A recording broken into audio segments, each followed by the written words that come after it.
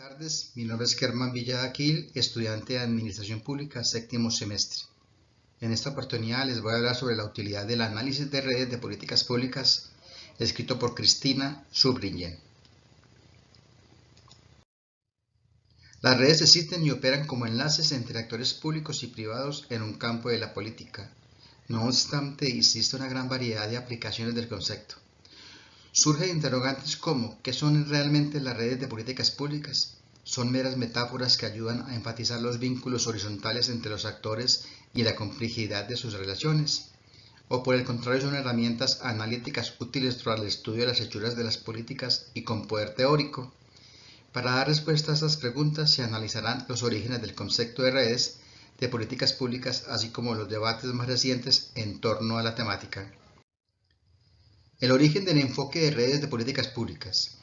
Las redes describen la complejidad de los vínculos con los actores en una arena política y se presenta como una herramienta analítica útil para el estudio de las hechuras políticas. La idea de la red sugiere la conexión de los actores públicos y privados para discutir problemas públicos e idea los instrumentos para su solución, además de intermediación en los intereses en la toma de decisiones. Los subsistemas políticos cerrados, generalmente alrededor de los diversos departamentos ministeriales y una red de grupos clientelales, como los triángulos de hierro, muestran que en la elaboración de estas redes los actores son muy limitados. La hechura de las políticas se dan en ambientes totalmente cerrados y secretos. Las redes de asuntos se forman de la interacción frecuente de la multiplicidad de actores, de manera informal, sobre temas particulares. La hechura de las políticas es pluralista por su fragmentación, permitiendo el aumento de los actores. Esta idea de red sugiere la conexión de múltiples actores, borrar los límites entre Estado y sociedad y la fusión de lo público con lo privado. Las redes como modelo de intermediación de intereses. Las comunidades políticas son redes cerradas con un número limitado de actores, exceptuando a la comunidad en general. Existe un interés específico, especialmente de tipo económico y profesional. Llegan fácil a consensos, determinan qué problemas van a ser tratados, el contenido de los mismos y en qué deben ser resueltos. Todos tienen recursos, por lo que todos negocian. Todos los miembros se sujetan a las decisiones. Hay un balance de poder donde todos ganan. Una comunidad política es una forma institucionalizada de poder que favorece ciertos intereses y excluye otros. Las redes de asuntos son redes abiertas con un número amplio de actores. El consenso es limitado en cuanto a los problemas y soluciones, así como poder desigual reflejado en la distribución y el acceso a los recursos. Se desarrollan en áreas nuevas donde ningún grupo domina y la hechura de las políticas se desarrollan en redes institucionalizadas donde no existen preferencias. Esta red es estructurada porque prescribe los asuntos a discutir. ¿Cómo deben ser tratados? Poseen un conjunto de reglas y contienen imperativas constitucionales. Las redes como un nuevo modelo de gestión pública governance. La introducción de las redes es una forma de reconocer que las políticas públicas emergen de las interacciones entre actores públicos y privados, aceptando que el Estado ya no es un factor dominante en dicho proceso. El interés de este modelo de redes era caracterizar la fragmentación y de la responsabilidad funcional de las políticas debido a los procesos de agencificación y de privatización que condujeron a un aumento del rango de las organizaciones en las arenas estratégicas de las políticas públicas. La autoridad y el poder del gobierno central se va reduciendo al fragmentarse y dispersarse hacia arriba, al nivel supranacional, hacia afuera por la privatización y la mercantilización, y hacia abajo por la creación de agencias y la descentralización.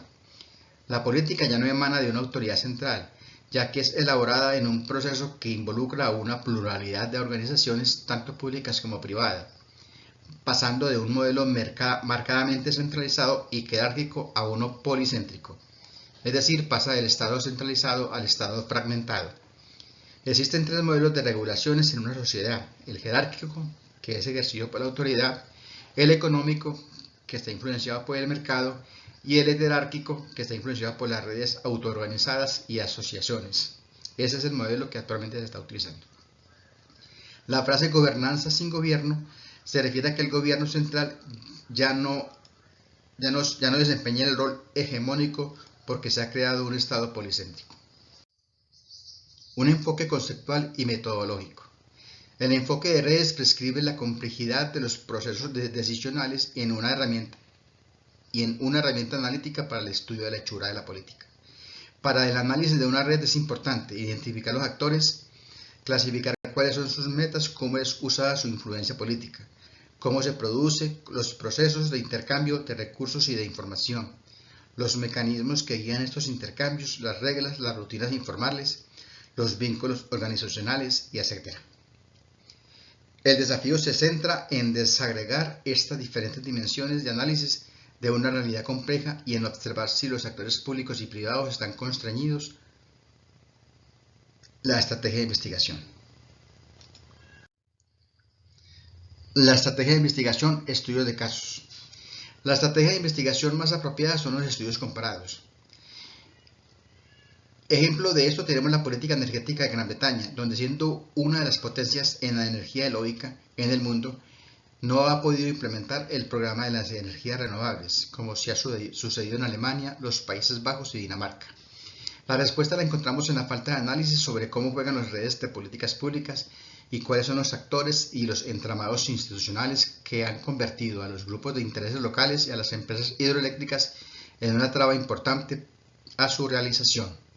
A diferencia de Alemania, que a partir de un enfoque dialéctico combinando técnicas cuantitativas y cualitativas, se identificaron los obstáculos principales para la realización de la política y se llevaron a cabo recomendaciones. Políticas de generación de alimentos en Estados Unidos, Gran Bretaña y la Unión Europea es el segundo ejemplo, donde las respuestas políticas han sido muy diferentes y el discurso dominante de la política gubernamental en Gran Bretaña abarca ciertos aspectos de protección ambiental.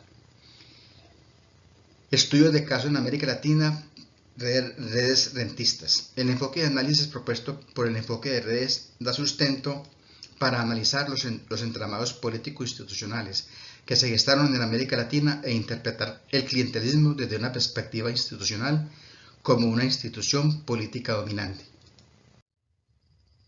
En resumen, podemos decir que el concepto de redes de políticas públicas y gobernanza adquiere cada vez más relevancia en los debates teóricos y en la práctica política, en tanto nuevo modo de entender las relaciones entre Estado, sociedad y mercado. Sin embargo, el aumento de la participación de actores privados y sociales en la gestión pública está implicando cambios sustanciales en la forma de comprender la naturaleza y el ejercicio del poder.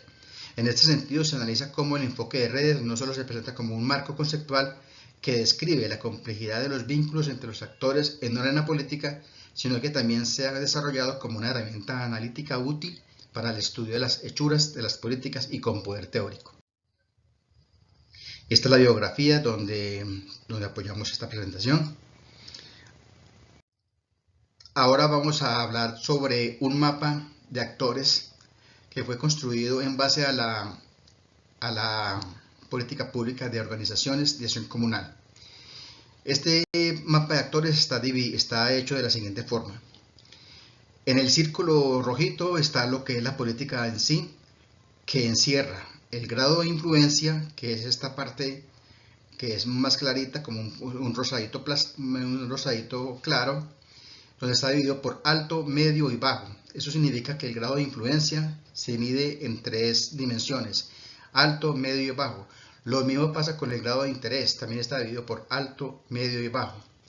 Cada secretaría, cada dependencia, cada instituto y todos los actores están dirigidos según su grado de interés, su grado de influencia, con la flechita hacia donde corresponde el nivel de interacción de cada uno de estas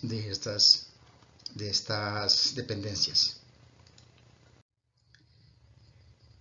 En base a ese cuadrito podemos decir que las juntas de acción comunal, la asociación de juntas de acción comunal, la federación de juntas de acción comunal, la confederación de juntas de acción comunal y las juntas administradoras locales obtienen una calificación alta, tanto en influencia como en interés, puesto que son los sujetos de intervención en este proceso de formulación. No obstante, también se verán comprometidos en el plan de acción de la política pública y concertarán metas a los cuales se le realizará un seguimiento y evaluación posterior. La Secretaría de Desarrollo Social y Político mantiene una relación directa con los dignatarios a través del proyecto de gestión comunitaria, por tanto, presenta un alto nivel de influencia. Sin embargo, su nivel de interés es medio, teniendo en cuenta que no es la única entidad del orden central de la administración que ejecuta acciones para beneficiar a los organismos de acción comunal. La Secretaría de Planeación obtiene una calificación alta para ambos casos, influencia e interés, dado que es la entidad responsable del proceso de formulación de la política pública, además de coordinar el sistema de participación ciudadana del municipio. Ahí dejo un cuadrito exactamente donde está la evaluación y dejo el mapa de actores como lo acabo de explicar hasta que llegue a mi presentación. Muchas gracias.